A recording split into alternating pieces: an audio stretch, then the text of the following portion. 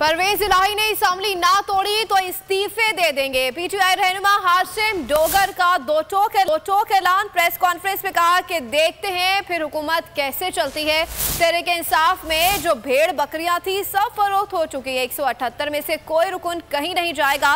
पंजाब में खरीदो फरोख्त के लिए आने वालों को मायूसी होगी।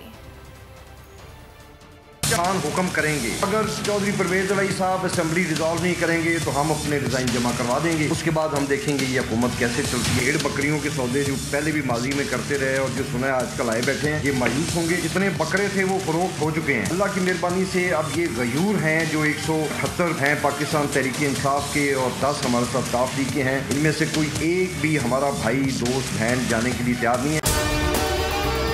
अगर आपको हमारी ये वीडियो पसंद आई है तो लाइक पर क्लिक कीजिए।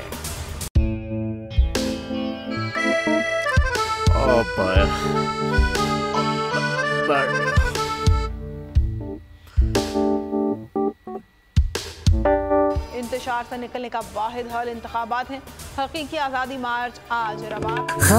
आयत के मुताबिक अगर आप उसको ये रिपोर्ट दे दे तो मैं आपको अपनी 4 सीटें दे दूंगा। मौलाना खान साहब वो जो रिपोर्ट हमें दे दे और वो जो नीली पीली चैनल है वो लगाए। जाओ शबाज। हम ऐसा टीवी देखते ही नहीं जिसका रिमोट हमारे हाथ में ना हो। और यहाँ पे कोई 2 नंबरी नहीं चलेगी।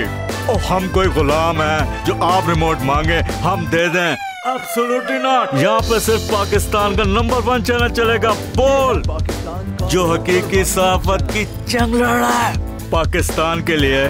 कोई और नहीं, सिर्फ बोल खड़ा है। आप सब भी बोल देखें।